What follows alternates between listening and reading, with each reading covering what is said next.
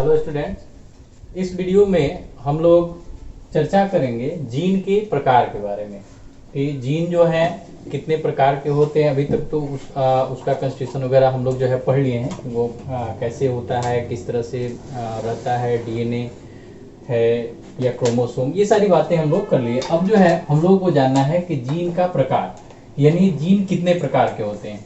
तो इसमें सबसे पहला आता है संरचनात्मक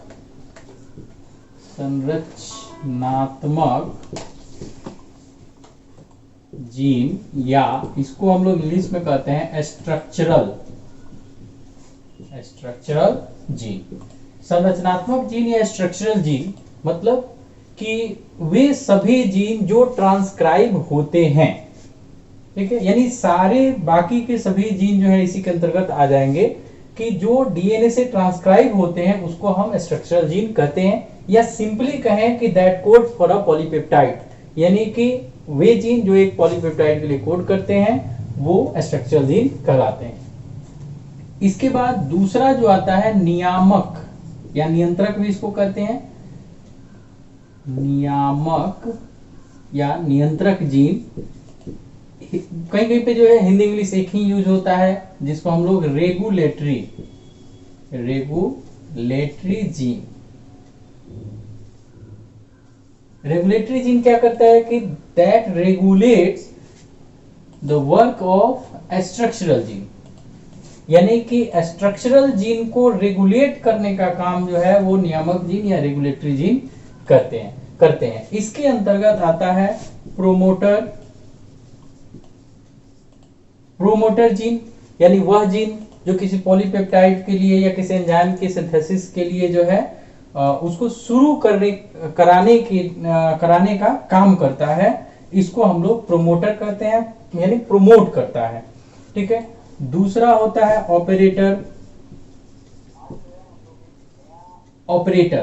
ऑपरेटर जीन जो है, क्योंकि अभी तक जो कुछ भी हम लोग ऑपरेटर यहाँ प्रोमोटर पढ़े, यानी कोई जो ट्रांसलेशन होना है तो उसको प्रोमोट करने का काम। दूसरा जो है ऑपरेटर, यानी कि एक बार प्रोमोट हो गया, यानी स्टार्ट हो गया तो पूरा स्ट्रक्चरल जीन को ट्रांसलेट होने तक जो है ऑपरेटर काम करता है। इसके बाद जब वो स्ट्रक्चरल जीन ट्रांसलेट हो जाता है तब एक आता है टर्मिनेटर, यानी जो उस ट्रांसलेशन की प्रक्रिया को टर्मिनेट करता है, खत्म करता है।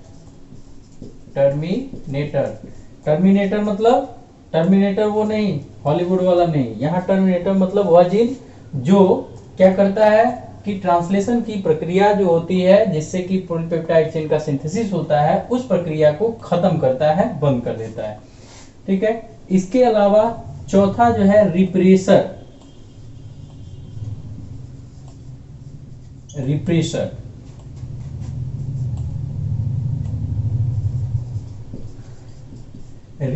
क्या होता है कि इसको जो है आगे और डिटेल में बताएंगे। रिप्रेसर मतलब होता है कि यह ऐसा जीन होता है जो किसी विशेष प्रोटीन को सिंथेसिस करके और प्रोमोटर को ही बाइंड कर देता है, जिससे कि ट्रांसलेशन की प्रक्रिया शुरू ही नहीं होती है, ठीक है, या ट्रांसक्रिप्शन की प्रक्रिया भी शुरू नहीं होती है। यानी जो इस प्रोसेस को, जो ट्रांसक्रिप्शन और ट्रांसलेशन है, इस प्रोसेस को ही ऐसा एक प्रोटीन, विशिष्ट प्रोटीन बना करके और उसको ब्लॉक कर देता हो, तो इसको हम लोग रिप्रेसर जीन कहते हैं। यानी ये चार तरह के जो है regulatory gene, promoter, operator, terminator और रिप्रेसर।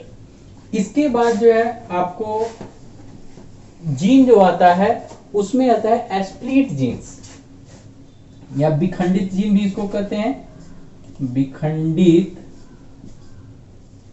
या स्प्लिट जीन।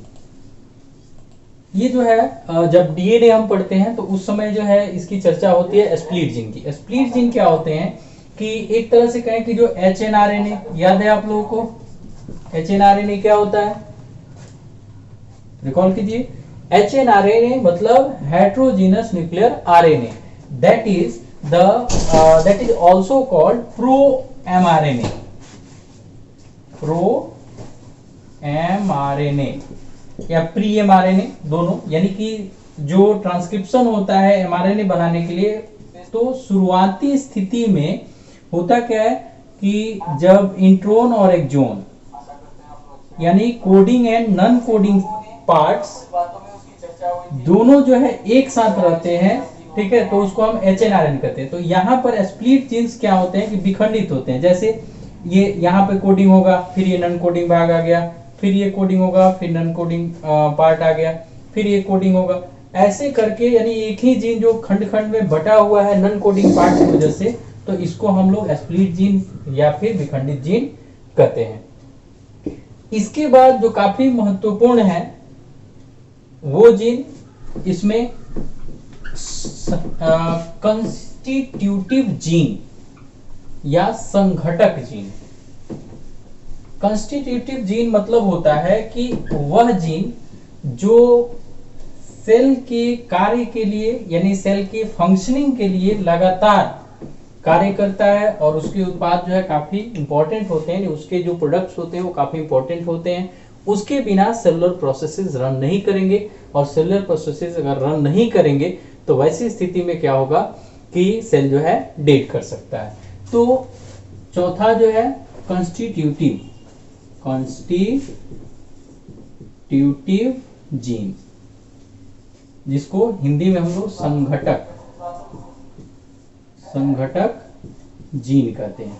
ये संघटक जीन क्या करते हैं कि ये जो है लगातार सक्रिय रहते हैं और इनका जो भी उत्पाद होते हैं, जो भी मतलब इनका जो है फाइनल प्रोडक्ट होता है, वह प्रोडक्ट सेलुलर मेटाबॉलिज्म यानी सेल को जो है जिंदा रहने के लिए जो भी आवश्यक क्रियाएं करनी होती हैं, उन क्रियाओं का संचालन करते हैं। यानी ये लगातार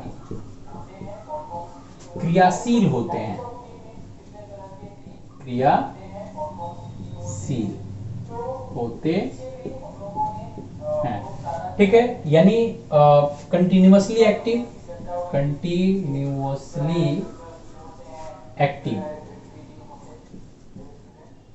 ठीक है। इनके बिना जो है सेल का जिंदा रहना संभव नहीं है।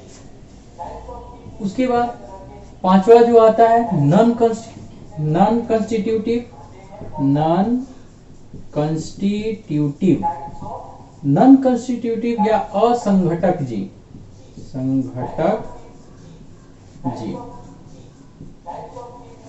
नॉन कंस्टिट्यूटिव जीन या असंघटक जीन मतलब कि वे जीन जो सेल को अपने मतलब सामान्य प्रक्रिया करने के लिए या सामान्य जो है रिएक्शंस जो भी होते हैं सेल के अंदर, बायोलॉजिकल रिएक्शंस जो भी होते हैं, उनको छोड़ करके जो कभी कभी आवश्यक होते हैं, किन्हीं किन्हीं परिस्थितियों में आवश्यक होते हैं, उनके लिए जो भी कोड करते हैं, ठीक है, या जो भी जीन होते हैं, उसको हम असंघटक जीन या नॉन कंस्टिट्यूटिव जीन कहते हैं। इसमें जो है दो प्रकार के जीन होते हैं, एक इंड्यूसिबल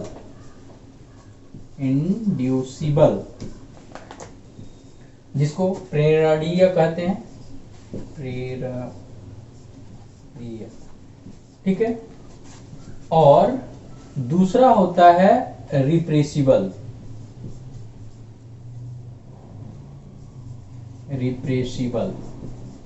जिसको हम लोग जो है दमनीय, ठीक है। शुद्ध हिंदी की बहुत जरूरत नहीं है, इंड्यूसिबल भी याद रखेंगे और रिप्रेसिबल भी याद रखेंगे। Inducible genes are those genes that are activated when the substrate, यानी कि जिसके लिए ये जरूरी है उसके सराउंडिंग में प्रेजेंट, चाहे सेल में प्रेजेंट हो या सेल के आसपास प्रेजेंट हो, तब जाकर के यह जो है एक्टिवेट होते हैं। यानी जनरली जो है ये स्विच ऑफ मोड में रहते हैं,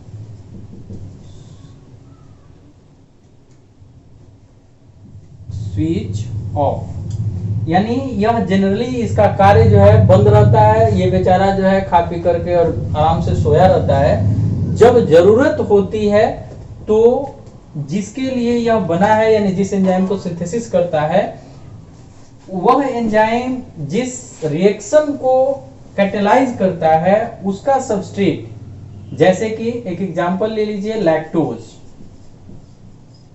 ठीक है। तो लैक्टोज जो है बीटा ग्लैक्टोसाइडेज एक एंजाइम होता है, उसी एंजाइम के प्रेजेंस में यह ग्लैक्टोज और ग्लूकोज में टूटता है। तो इस एंजाइम यानी बीटा ग्लैक्टोसाइडेज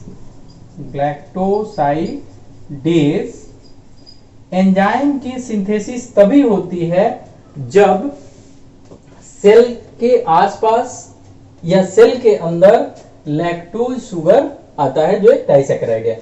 अब जब तक ये नहीं आएगा तब तक ये बेचारा क्या है, चादर तान के सोए है, मतलब इसको कोई मतलब नहीं है और ये पूरी तरीके से बंद है। इसलिए ये कहा जाता है कि inducible genes are generally in switch off mode, यानी ये बंद रहता है। दूसरा जो है रिप्रेसिबल मतलब कि ये जनरली जो है ये कार्य करते रहते हैं, यानी कि ये बंद नहीं होते हैं, ये जनरली कार्य करते हैं, जिसको हम लोग जो है स्विच ऑन मोड,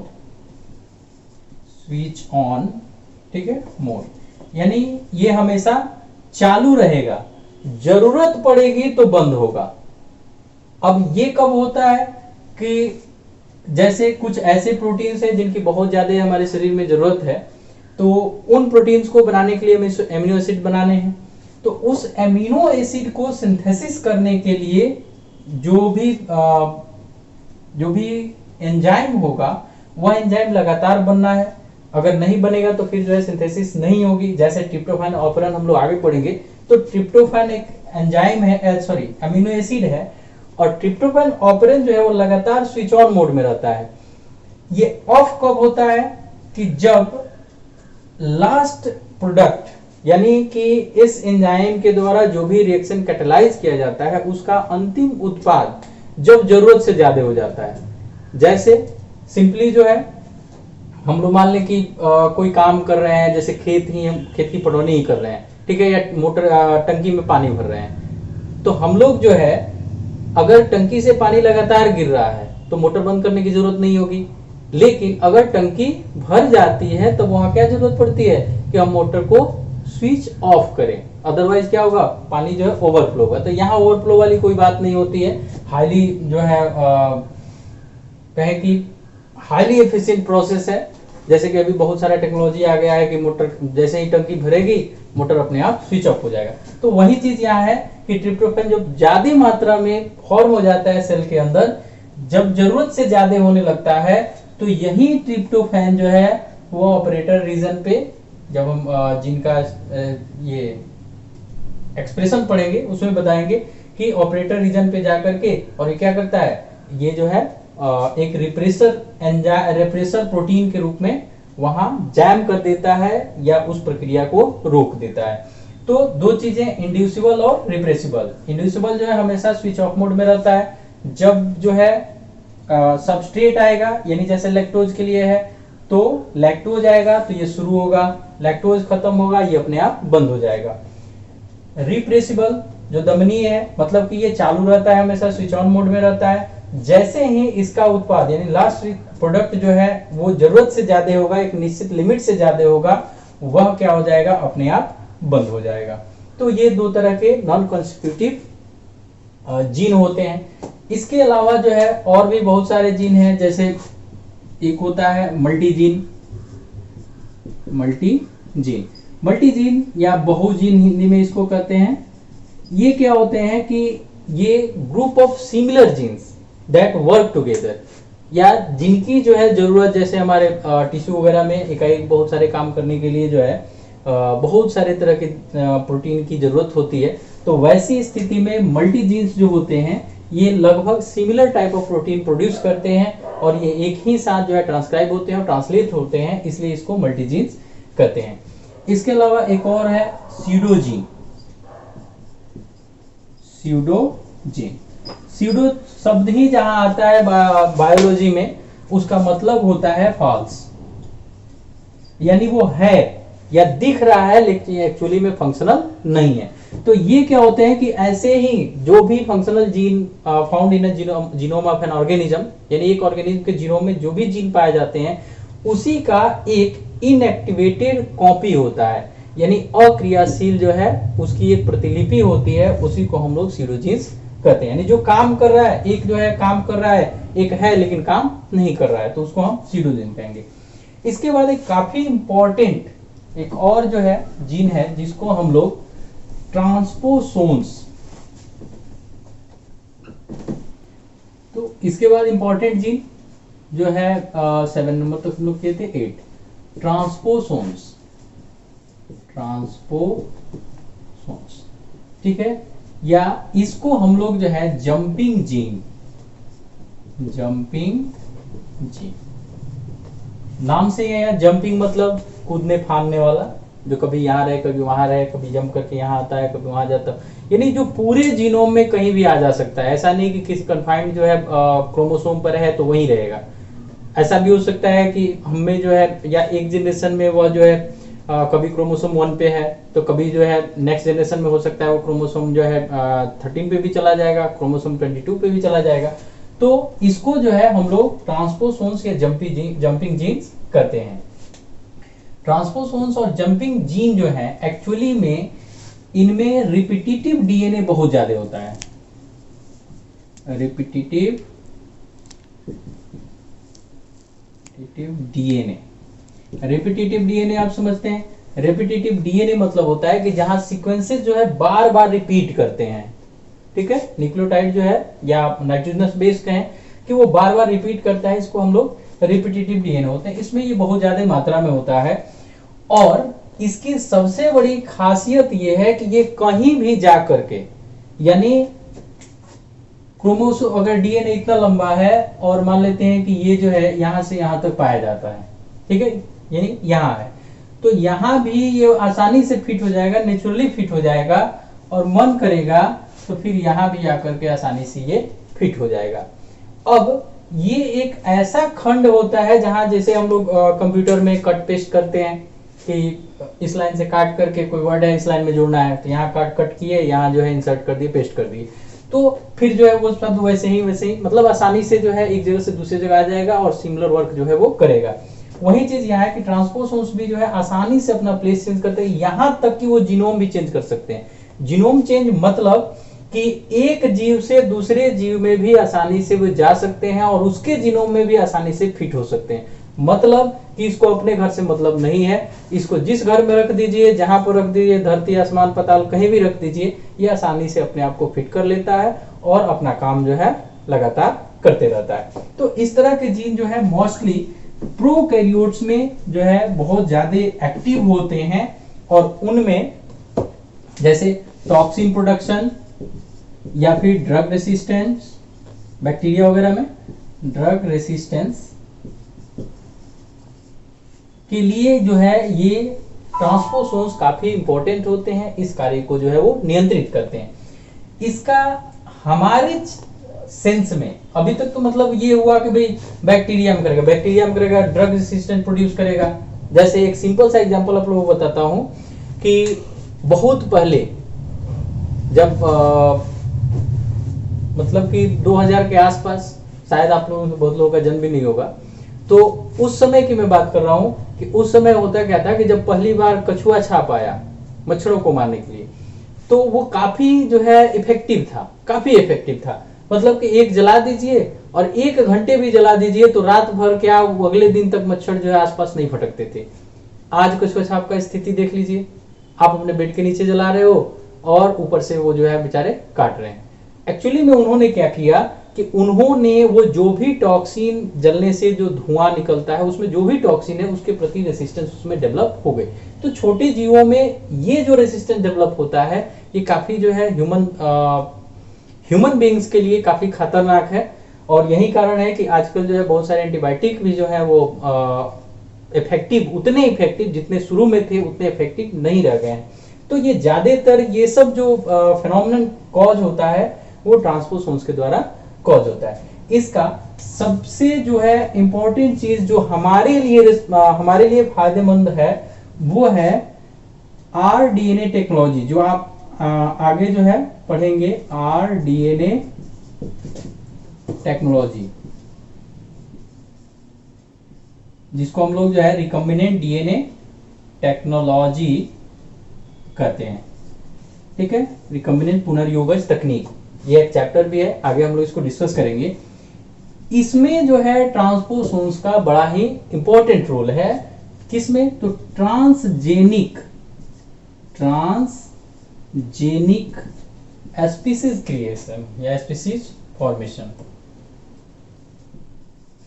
स्पीसीज यानी ट्रांसजेनिक जो एनिमल या प्लांट प्रोड्यूस किए जाते हैं, वहां पर जंपिंग जीन या ट्रांसपोसोन्स का बड़ा रोल होता है, क्योंकि ये किसी भी जीनों में आसानी से फिट हो सकते हैं।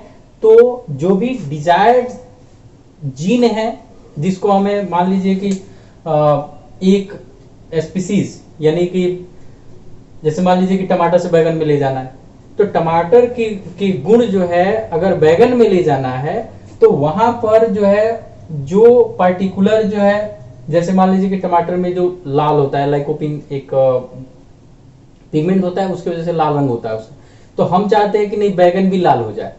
तो लाइकोपिन पिगमेंट जिस जीन की वजह से कंस्टिट्यूट होता है या फॉर्म होता है, बस उस जीन को अगर हम बैगन में भी ट्रांसफर कर दें, तो वहां बैगन भी क्या हो जाएगा? लाल हो जाएगा, टमाटर की तरह लाल हो जाएगा। तो उस जीन को ले जाने के लिए हमें जो है ट्रांसपोसोन्स या वेक्टर की जरूरत पड़ती है। तो ये चीज थोड़ा सा जो है हमें एक्स्ट्रा ध्यान में रखना है कि ट्रांसपोसोन्स जो है जंपिंग जीन होते हैं, क्योंकि एक जगह से दूसरी जगह बदलते रहते हैं। ये जो है मोस्टली रिपीटेटिव डीएनए के बने होते हैं, यानी इनमें जो बेस सीक्वेंसेस हैं ये मोस्टली रिपीटेड होते हैं। प्रोकैरियोट्स में, बैक्टीरिया वगैरह में ये टॉक्सिन और ड्रग रेसिस्टेंस जो है कॉज करते हैं। हमारे लिए जरूरी कहाँ है या हमारे लिए इंपॉर्टेंट कब हो जाते हैं? जब हम आरडीएनए टेक्नोलॉजी की बात करते हैं, रिकम्बिनेंट डीएनए टेक्नोलॉजी की बात करते हैं, ट्रांसजेनिक एनिमल्स या प्लांट्स जो है डेवलप करने की बात करते हैं, तो वहां पे ट्रांसपोसोन्स हमारी मदद करते हैं।